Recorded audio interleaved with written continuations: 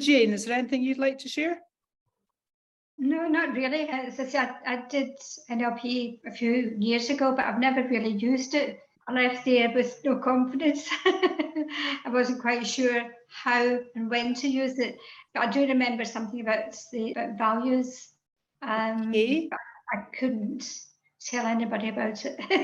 Okay, so let me just maybe clarify something for you, Jane. Yeah. NLP is this is my definition of it. NLP is the methodology of behavior. So behavior is there. We're all behaving all the time. So what happened was it started with John Grinder and Dr. Richard Bandler. They were the two people, plus all their research people. There was a lot of people involved in the research team they were with. They were the first people that started asking the question, how does someone do something? So they started asking the question, how is someone successful at something? So what happened from that was they came up with quite a few different methods, techniques, methodology that we can break down behavior. NLP, according to me, is not something that it's not a thing. You cannot go to www.nlp.com and buy 10 kilos of it. It's a set of skills that allow you to break down behavior. And with the training, you said you went on an NLP training. With that training, there'll be lots of things that you've actually learned that will help with communication skills. Because I also like to say that NLP is very much, let me just let some other people coming in. It's advanced communication skills, and it just helps you understand people a lot more. Does that help a little bit? Because there'll be lots of stuff that you're doing. When I'm teaching NLP, most of my students I'm teaching go, how do you do that? And I'll go, yes, of course you do. But you were doing it unconsciously. And the NLP skills help you to remember things consciously. Hello to Lynn. Hi, Lynn. Nice to see you. Alison, lovely to see you. It's a wee while since we've seen. Arif, how are you? Good, good. We're just saying hello, and Jane was just asking a little bit about NLP there. So on the recording, there's a little bit of my definition of NLP. Welcome to this business NLP networking lunch. This is over the lunchtime, so feel free if you've got a coffee or if you get something to eat, just get on with it because it is a lunchtime learning. What we do in this session, that we do this every week, I'm going to be running this over the summer. I may take it a little bit longer. We may keep it going or not. This is really to help anyone, business professionals, anyone who wants to understand more about communication skills, maybe want to know a little bit more about some of the things that I'm doing in business. So we chunk it down to, I give you a little something to take away that you can use, and then we'll put you in breakout rooms so you can maybe chat a little bit, because there's a bit of a networking element, lets you get to talk to everyone. And then we'll just come back, get some feedback on what you've learned. I also use this as an opportunity to introduce you to the Professional Growth Club, which is a membership club I have. If you're NLP trained, we also have got the Business Circle Club, and also the opportunity to do a complimentary strategy session with me if you're looking to maybe go into training in NLP and you want to really talk to me about how this would help your career, or if you were looking for coaching and you just want to have a chat to see either how I can help, or even just use it as a small session to help you. Okay, so that's just giving you a little idea of what we're doing. We're only here for 45 minutes, so let me get started. Now, I just want to check. Ram came in, but I think I don't know if he's gone back out again, but let me just share the screen just now. So what we're talking about today is how values drive success. This is something that a lot of people don't really consider, because our values are driving everything we do. Think about the jobs that you may have left or are unhappy in, the people you socialize with who make you feel uncomfortable, the people you work with that make you miserable. Or think about a company you love working for, the relationships, these relationships that just seem natural, you're connected and you work really well with people, the people that energize and motivate you. And so what have these things got in common? The first examples are when you're with people who don't match your values, And the second example are when you're with people who do match your values. So when your values are matched, life's easy or easier.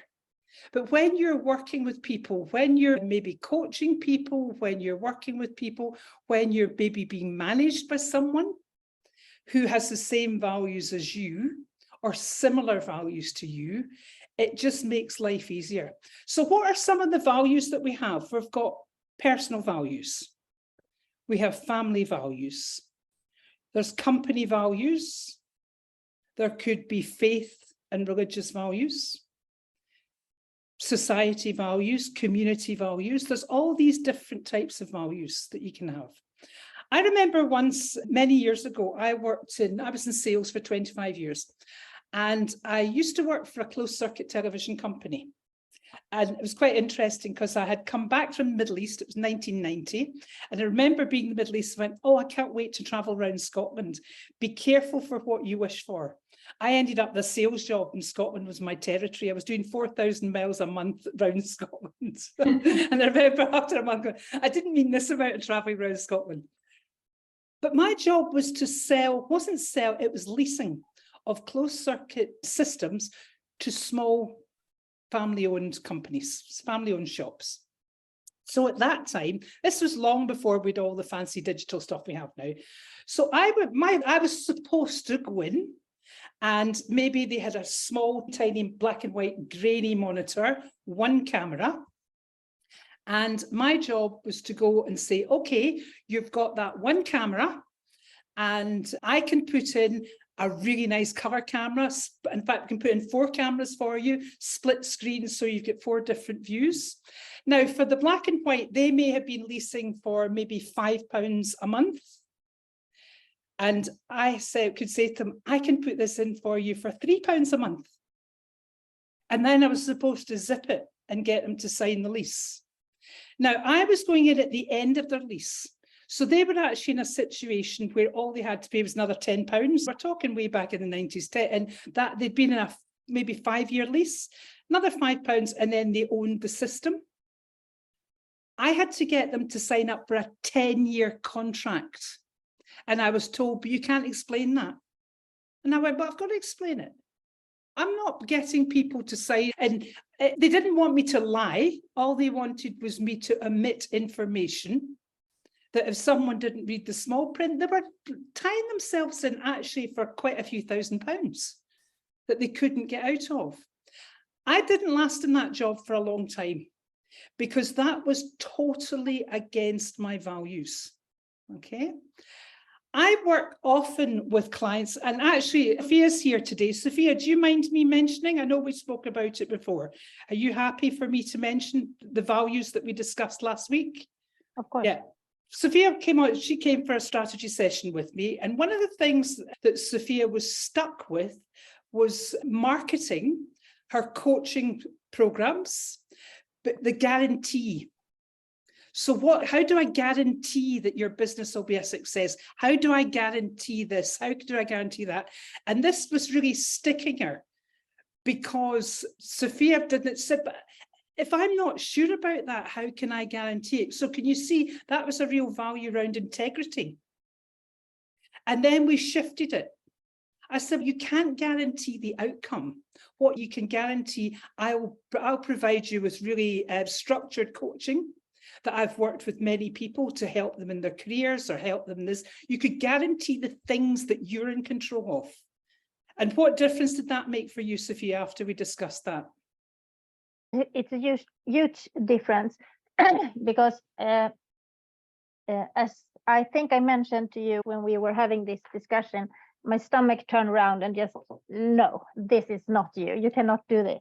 And that it was the stomach turning. That's all signs that you're going against your values. Yeah. Yeah. And then really, yeah. And then we changed it. And what happened once you changed it? With everything filled and become easier.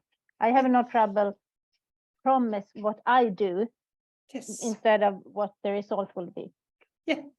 And can you see, that's a coaching scenario. You can get this with a coaching client. You can get this if you're leading in business. It's just really listening to, if someone starts, oh, that's making me feel, or, oh, my stomach's turning over. These are unconscious, non-verbal signals that are happening in your body that your value, that's going against your values. And when you have a strong value, my value as well in the selling of the closed circuit television, the signing of that was going against my integrity as well, me being honest, because I felt that was a bit sneaky, what I was being asked to do. So it's just interesting watching and listening for values. So thank you, Sophia, about that. Values are the internal beliefs that guide, the basic and fundamental beliefs that guide or motivate attitudes or actions. So I often get asked, what's the difference between beliefs and values? Beliefs are what you believe yourself. Values are when they impact onto someone else. So we have, this is why, if you're doing something and your mum wouldn't approve, whether your mum's still on this plane or not, you know your mum wouldn't approve of that. You're probably going against family values somewhere. So values tend to be our beliefs, but our beliefs when they impact on others. Does that make sense? And that's what's happening with Sophia. This horrible feeling she was getting was, I can't say that to someone because that might not be correct for that person. So that's the difference. So it's actually understanding, this is from your inside world. They guide us or motivate our attitudes and actions. They help us to determine what's important to us. There's some people absolutely value making fortunes, and they don't feel validated unless they're driving a Ferrari or a Lamborghini or something like that, and they've got to live in a great big house, and they've got to get a brand new designer kitchen every 2 years. And they fundamentally, that's a value for them. That's not my value, but that doesn't make one right and the other wrong. And very often when we're working with people, it's respecting other people's values, but also protecting yourself when your values are being violated. And then values describe the personal qualities we choose to embody to guide our actions. So there are our own personal qualities. They're how we choose to be guided in life. The impact on our decisions, the impact on lots of things in life. They help determine the sort of person we want to be. And also, it's all very well wanting to be a person, a certain type of person, but it's a certain type of person that you show up as, and you show up as consistently. The manner in which we treat ourselves and others. It's well known in senior interview, when you get to some really senior interview stage. If you want to know if someone's going to be a good manager, take them for lunch. Take them to a restaurant and watch how they treat the staff. If they don't even look up, if they don't even say thank you, if they start bossing, if they start doing all that, they're going to have exactly the same behavior with their staff. So that's all led by our values, what we value and who we value, and the value that you put on other human beings, and how we interact in the world around us. Our values really show on how we interact with others. One of the things that I learned very on in my training with NLP, because neuro-linguistic programs, I mentioned before, it's a methodology of how we create behaviour, and it's advanced communication skills. I became aware that I was using, I used to speak about myself all the time. I led with myself all the time. And once I became aware, I wasn't aware of it. I was totally oblivious to it. And most people are oblivious to their values, they're oblivious to their impact on other people, unless you've been trained in this. And I started to question, and I don't like that. I don't want to come across like this, because actually it was making me sound arrogant, and I didn't want to be sounding arrogant because I don't like arrogance. That's definitely not a value of mine. So sometimes when you're looking at values, you might have to do a little bit of soul searching to say, how do I show up with other people? Is it fitting in my value of how I want to interact with the world? So we've got personal values, and the personal values are really the personal beliefs about right and wrong and what may or may not be considered moral according to you. It's not according to the rest of the world. Values are according to you. Personal values are according to you. Family values are passed down through generations and shape who we are from an early age. Now, I do lots of work still from people from the Middle East. And I've worked in multicultural societies, and it's really interesting when you're working with people who come from a society where maybe women are not viewed as leaders, and yet you're coaching a woman in leadership. Or I come from Scotland. Scotland is not, and Jane, you can back me up in this, we're not actually a country that celebrates success. Who do you think you are? It's there that you actually, success is not, it's not really pushed. It is in certain sections. So sometimes you're working, especially with a lot of the changes in culture that are happening. We see it with families that have come to the UK maybe 3 generations ago, and you're working with British people, but there's this family value that sometimes doesn't fit in with today's society. So again, sometimes you can help people work through their own personal values in relation to their family values. Are the family values completely 100% the way they want to live their life, or do they want to start creating their own family values? Because think about it, all families that get together, we create our own families. We don't have the family you create doesn't have to be the same family that your parents created. It becomes your family. So the values might slightly change in that, because values are not stuck in stone and they can become outdated. Cultural values are values accepted by religious or societies that reflect what's important in each context. And again, when you're working in a multicultural way, when you're working in business and multicultural, you've got all sorts of cultural values that you've got to be aware of. And you've got to respect in a lot of cases. An example of that is, again, in the Middle East, if I'm working during Ramadan, I will never have water anywhere near. I'll never take a drink if I'm working with anyone, whether they're fasting or not, from Ramadan, whether they're fasting or not. I just make it a point of, I recognize the values of that culture. So it's little things like that, and that all builds into rapport as well. Because when you respect other people's values, you're building rapport. Then we've got company values, so the standards that guide the way you do business. They sum up what your business stands for, influences the organization culture, and drives the way that you do things. So what are some of the cultural values, what are some of the company values that you come across? Who wants to share that? Who wants to just come onto the microphone and share that? What do you think are some of the company values? I'll come in, Fiona. Yes, of course you can, Lynn. Yeah.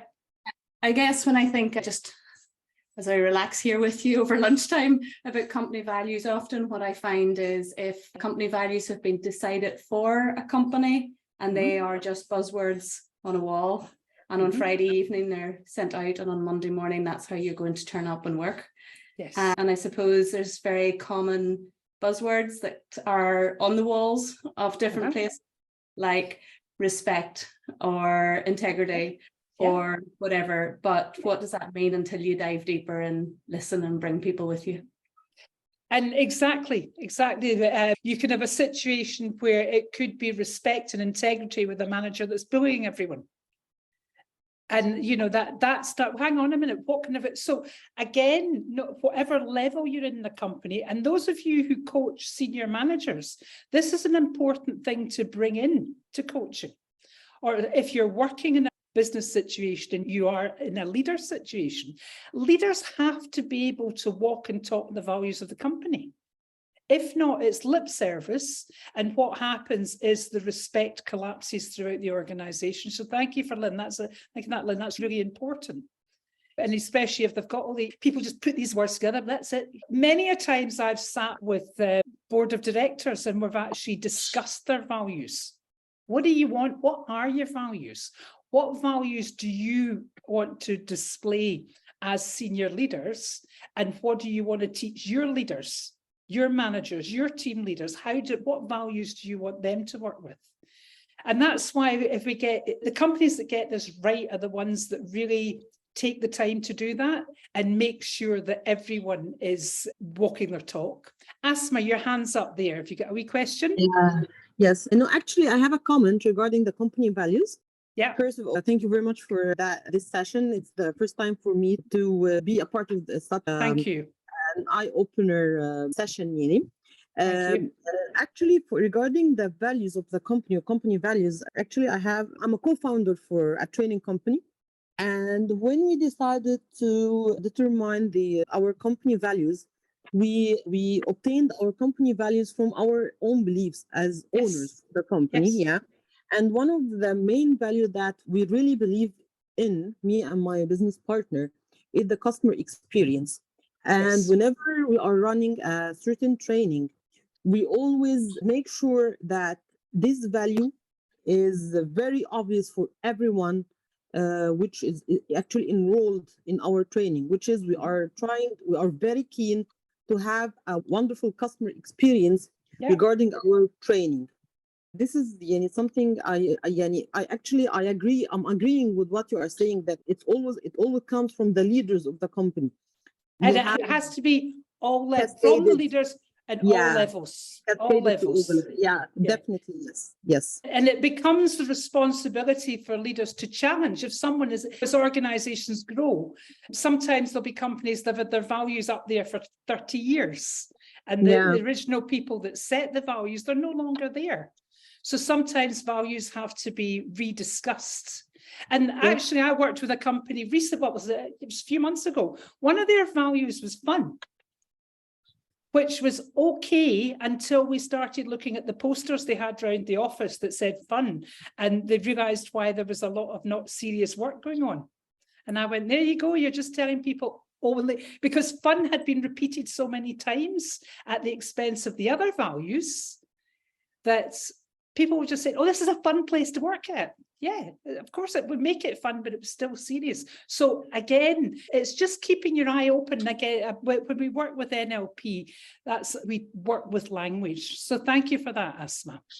And then, so when you're working, the benefits of knowing your values, when you become clear about your own values, it becomes much easier to take these into consideration when making important decisions in your life. You create a benchmark or reference point that you can add as a consideration when making important life and career decisions. I'll show you in a minute a list of values that you can, just to let you know, this recording comes up, I put it up on YouTube and then you get a link to this. It's a closed link on YouTube. You can only watch the recording if you've got the link. There's no handouts come with this, but what I'll show you, and you can take a photograph, is the list of values I use with people. I use this, I do lots of corporate coaching, lots of executive coaching. But when you're coaching executives, they're people. So we're always do some life and personal coaching. So I use values to help someone prepare for a job interview or moving into a new position. We look at the values. What values do you need for this? I also will look at values of someone who has maybe had a few failed relationships. I don't promote the fact that I do relationship coaching, but I can do relationship coaching. And often part of the coaching process, you do work with people in relations. But if someone's in a bad relationship and you look at values, you can practically guarantee the person they're in relationship with is not respecting their values or have totally different values. And it helps someone start to identify maybe if they're looking for a partner. Start looking for the values that you want, because once you've got these values in place, it just makes life so much easier, because shared values help us to live well. So let me just put all this up and then you can take a photograph. These are just sometimes I've got a whole form that I give out to people with this that they can tick. But this is just the type of values we're talking about. Let's just go back. You can take a photograph of that if you want, or you can just go onto the internet and just look up examples of values. And what this does is this can open up discussions with people. For example, their happiness or honesty. If you're looking for a job, do you want a job you're going to be happy in, or do you want a job where you're going to get recognition? Or do you want a job you're going to be challenged? Because we can grade our values. I like to grade values from 1 to 10 and then work with your top 5. Because we tend to have core values. Your core values don't tend to change. I'm happy to be challenged in business, but yeah, challenge me. I like to be challenged, but I won't put it as a core top value, because for me, that would put too much stress and too much strain on me. Where there's other people, they wouldn't even get themselves faintly motivated unless they were challenged. So the lovely thing about working with values is it's working with your clients' values. If you're a leader, it's working with your team's values. And if these values are different to yours, that's okay. Now, I'm going to put you into the breakout room just to see how many we've got. 1, 2, 3. Let's do 3 rooms. Debs, you put your hand up. Yep. Yes, quick question. Yeah. With the value of honesty or integrity and words like that, when I was trained, we were told that having those values was sort of an away from value, because somewhere along the line there's been dishonesty, and that's why there's honesty as something that's important to you. So something to clean up. So is that just if it's a personal thing, or can that be in a business? Okay, I'm going to challenge that a little bit. Yeah.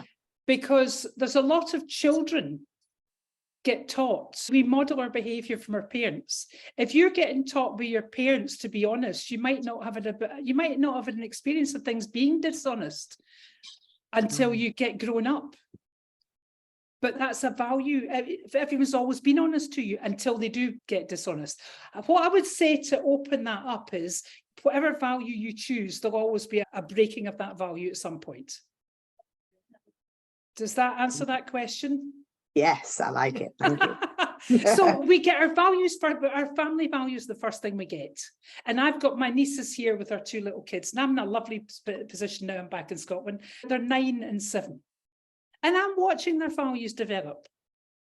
That's really important to do, Auntie Fiona, and this is important, that's important. You've got to always make sure you do. And I'm hearing my sister's values and my niece's values and their values all coming out of their mouths. But at some point, someone's going to break their heart.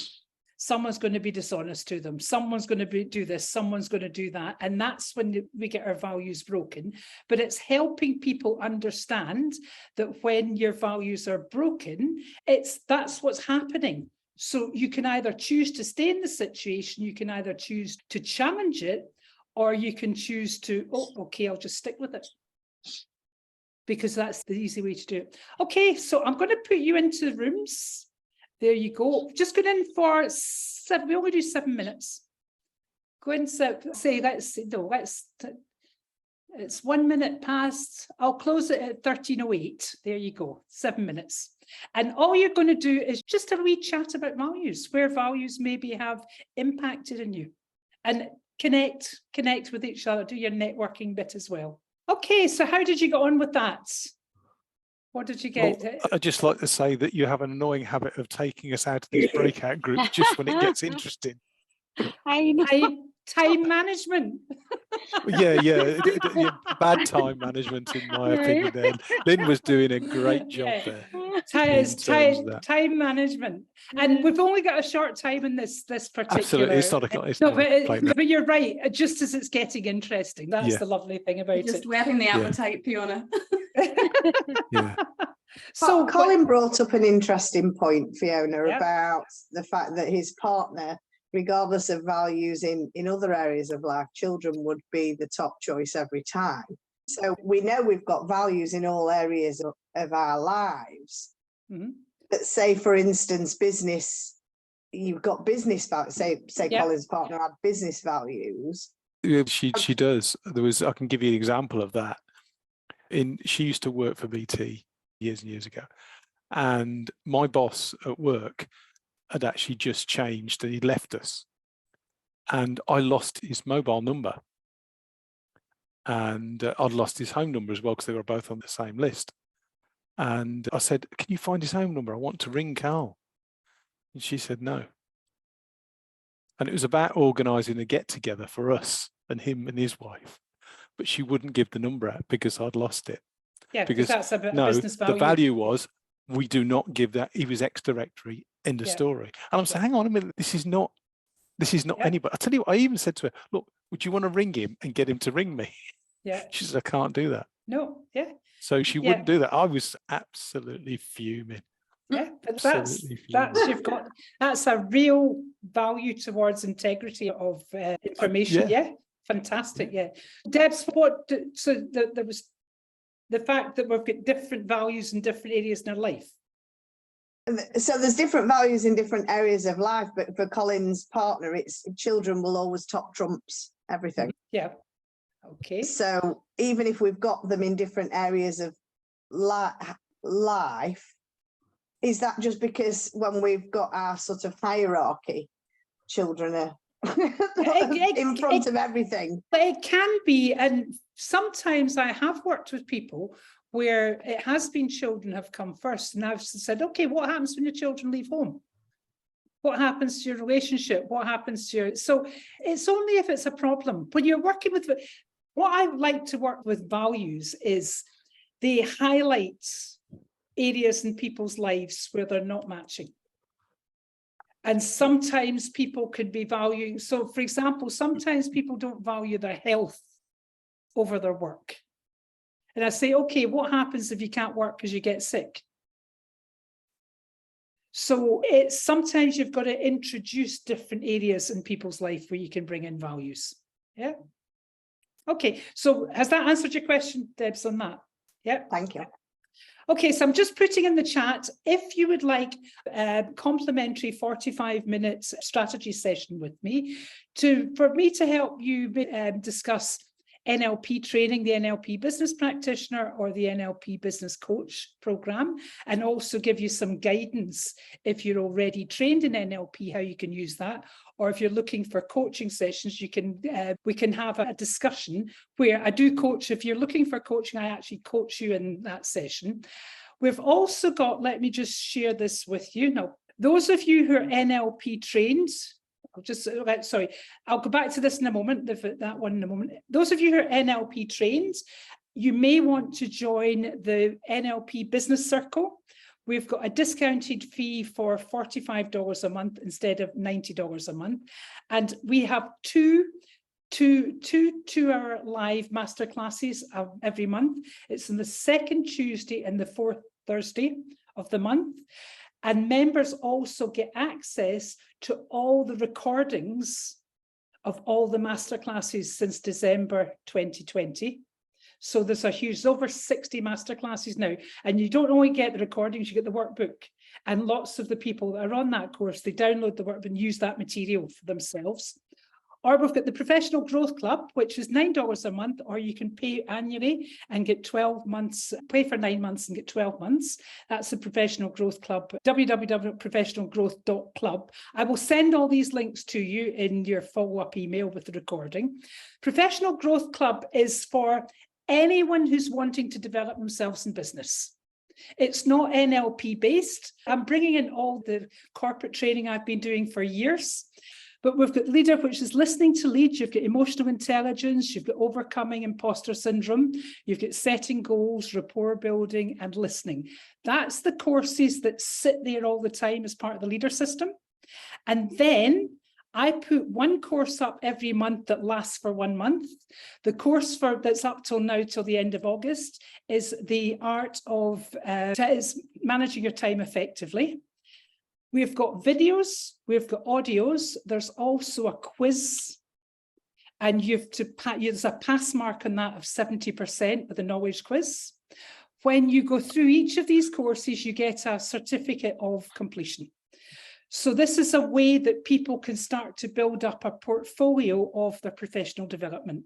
And some of the courses that are coming up is coaching skills for managers, giving effective feedback, negotiating skills. Basically, I'm putting all my corporate training stuff on the Professional Growth Club, rotating. It's going to be coming, and that's £7. It's £7.50 a month, or it works out with I think it's $81, whatever that works out in pounds for a whole year. Okay, so that's the end of what I'm doing. So let's get back a little bit just to finalize, because it's just 16 minutes past. What are you taking away from today? Let's go quickly. What, a couple of people, just tell me what you're taking away from today.